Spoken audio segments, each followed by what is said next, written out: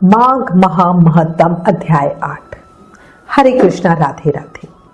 माघ मास में सूर्य उदय से पहले स्नान करना सभी जन्मों के पापों को नाश करने वाला और आरोग्यता देने वाला माना गया है। जीवन में प्रभाव बढ़ता है, आंतरिक आनंद मिलता है, इससे बुद्धि शुद्ध होती है, इरादे सुंदर होते हैं। इसी सबको माघ मास में कुछ न कुछ शुभ कर्म जरूर ही करना चाहिए। आप पर श्री कृष्ण की साक्षात कृपा है जो आप ये माघ महत्तम सुन रहे हो, और मैं कान्हा जी के श्री चरणों में आपके मंगल की कामना करते हुए यही प्रार्थना करती हूँ, कान्हा जी आपको अपनी भक्ति दे, प्रेम दे और आपके मन की सब इच्छाओं को पूरी करे। अब श्री गणेश जी महाराज और अपने गुरुदेव को याद करते हुए माघ महत्तम का 8वां अध्याय सुनेंगे। जय गणेश, जय गजवंदन, कृपा सिंधु भगवान, मूसक वाहन दीजिए, ज्ञान बुद्धि वरदान। बोलो गणेश जी महाराज की जय। गुरु की कृपा हो शिष्य पे, पूर्ण हो सब काम, गुरु की सेवा करत ही मिले ब्रह्म का धाम। बोलो गुरुदेव महाराज की जय। कल हमने माघ महामहत्तम के अध्याय 7 में दत्तात्रेय जी द्वारा वर्णित कुंडल और विकुंडल नाम के भाइयों की कथा का श्रवण किया था। मृत्यु के पश्चात विकुंडल यमदूत से कर्मों की गति पूछता है और यमदूत उसे बताते हैं कि किस तरह के कर्म करने से हमें क्या फल मिलता है। अब आगे यमदूत कहने लगे कि हे वैश्य, एक बार भी गंगा जी में स्नान करने से मनुष्य सब पापों से छूटकर अत्यंत शुद्ध हो जाता है। जो मनुष्य गंगा जी को दूसरे तीर्थों के समान समझता है वह अवश्य नरक में जाता है। भगवान के चरणों से उत्पन्न हुई गंगा जी के पवित्र जल को श्री शिव जी अपने मस्तक पर धारण करते हैं। वह ब्रह्मा जो संदेह रहित, प्रकृति से अलग और निर्गुण है, ब्रह्मांड में उनकी समानता किससे हो सकती है। गंगा जी का नाम हजारों योजन दूर से ही लेने वाला नरक में नहीं जाता, इसलिए मनुष्यों को अवश्य में गंगा जी में स्नान करना चाहिए। हे वैश्य, जो ब्राह्मण दान लेने का अधिकारी होकर भी दान नहीं लेता वो आकाश के नक्षत्रों में चंद्रमा के समान है।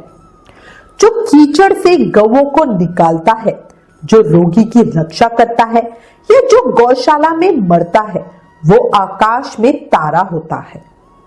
प्राणायाम करने वाले मनुष्य सदैव उत्तम गति को प्राप्त होते हैं। प्रातः समय स्नान के बाद जो 16 प्राणायाम करते हैं वो घोर पापों से बच जाते हैं। जो पराई स्त्री को माता समान मानते हैं वो यम की यातना को नहीं भोगते। जो मन से भी कभी पर स्त्री का चिंतन नहीं करते वो दोनों लोकों को अपने अधीन करते हैं। जो पराये धन को मिट्टी के समान समझते हैं वो स्वर्ग में जाते हैं। जिसने क्रोध को जीत लिया मानो उसने स्वर्ग को ही जीत लिया। जो माता पिता की सेवा देवता तुल्य करते हैं वो यम द्वार नहीं देखते, और जो गुरु की सेवा करते हैं वो ब्रह्मलोक को प्राप्त होते हैं। शील की रक्षा करने वाली स्त्री धन्य है, शील भंग करने वाली स्त्री यमलोक जाती है। जो वेदों और शास्त्रों को पढ़ते हैं या पुराण और संहिता को पढ़ते और सुनते हैं तथा जो स्मृति का व्याख्यान और धर्मशास्त्र समझते हैं या जो वेदांत में लीन रहते हैं वो पाप रहित होकर ब्रह्मलोक को प्राप्त होते हैं।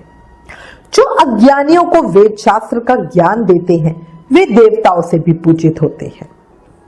कुछ देर रुककर यमदूत ने पुनः कहा, हे वैश्य, श्रेष्ठ यमराज ने हमको यही आज्ञा दे रखी है कि तुम किसी भी वैष्णव को मेरे पास लेकर मत आओ। हे वैश्य, पापी लोगों को इस संसार रूपी नरक को पार करने के लिए भगवान की भक्ति के सिवाय दूसरा और कोई उपाय नहीं है। भगवान की भक्ति ना करने वाले मनुष्य को चंडाल के समान समझना चाहिए।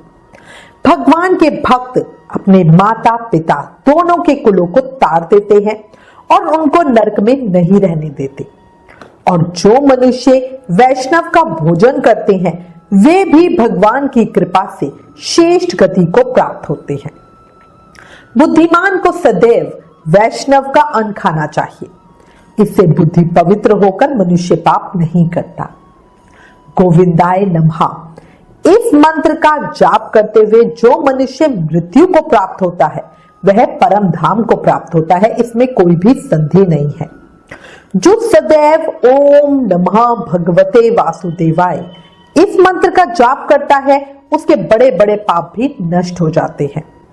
यमदूत कहने लगा, हे वैश्य, मनुष्य को सदैव शालिग्राम की शिला में तथा व्रज या गौमती चक्र में भगवान वासुदेव का पूजन करना चाहिए, क्योंकि सब पापों का नाश करने वाले, सब पुण्यों को देने वाले तथा मुक्ति प्रदान करने वाले भगवान विष्णु का इसमें निवास होता है। जो मनुष्य शालिग्राम की शिला या हरि चक्र का पूजन करता है वह अनेक मंत्रों का फल प्राप्त कर लेता है।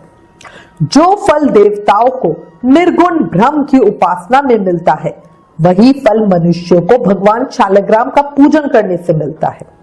उस शेष व्यक्ति को कभी यमलोक देखना नहीं पड़ता। भगवान को लक्ष्मी जी के पास अथवा बैकुंठ में इतना आनंद नहीं आता जितना शालिग्राम की शिला या चक्र में निवास करने में आता है। स्वर्ण कमल युक्त करोड़ों शिवलिंगों की पूजा से इतना फल नहीं मिलता जितना एक दिन शालिग्राम के पूजन से मिलता है। भक्ति पूर्वक शालिग्राम का पूजन करने से विष्णु लोक में वास करके मनुष्य चक्रवर्ती होता है। काम, क्रोध, लोभ, मोह, अंधकार से युक्त होकर भी मनुष्य शालिग्राम का पूजन करने से बैकुंठ में प्रवेश कर जाता है।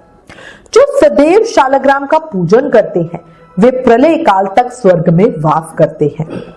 जो दीक्षा, नियम और मंत्रों से चक्र में बलि देता है वो निश्चय करके विष्णु लोक को प्राप्त होता है। जो शालिग्राम के जल से अपने शरीर का अभिषेक करता है वो मानो संपूर्ण तीर्थों में स्नान करता है। गंगा, रेवा, गोदावरी सबका जल शालिग्राम में वास करता है। जो मनुष्य शालिग्राम की शिला के सम्मुख अपने पिता का श्राद्ध करता है उसके पितर कई कल्प तक स्वर्ग में वास करते हैं। जो लोग नित्य शालिग्राम की शिला का जल पीते हैं वे हजारों बार पंचगव्य पीने के समान फल पाते हैं। यदि शालिग्राम की शिला का जल पिया जाए तो सहस्त्रों तीर्थ करने से क्या लाभ। जहां पर शालिग्राम है वो स्थान तीर्थ स्थान के समान ही है। वहां पर किए गए संपूर्ण दान, होम करोड़ों गुणा फलों को प्राप्त होता है। जो एक बूंद भी शालिग्राम का जल पीता है वो दोबारा मृत्यु लोक में जन्म नहीं पाता, अर्थात गर्भाशय में नहीं जाता।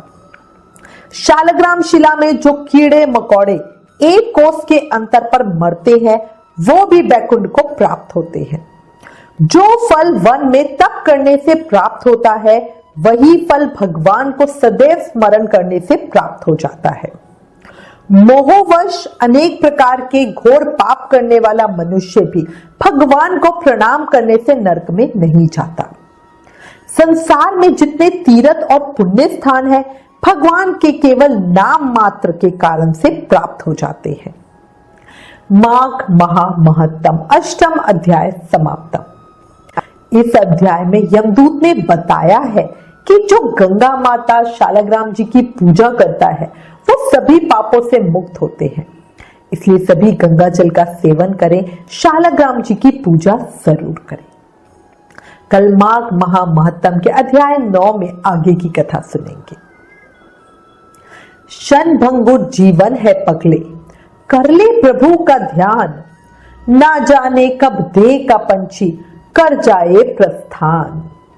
ये याद रखो, मन में बसा लो, जीवन का कोई भरोसा नहीं है, इसलिए अभी भी समय है ज्यादा से ज्यादा नाम जाप करके जन्म मरण के मृत्यु चक्र से छुट्टी पा लो।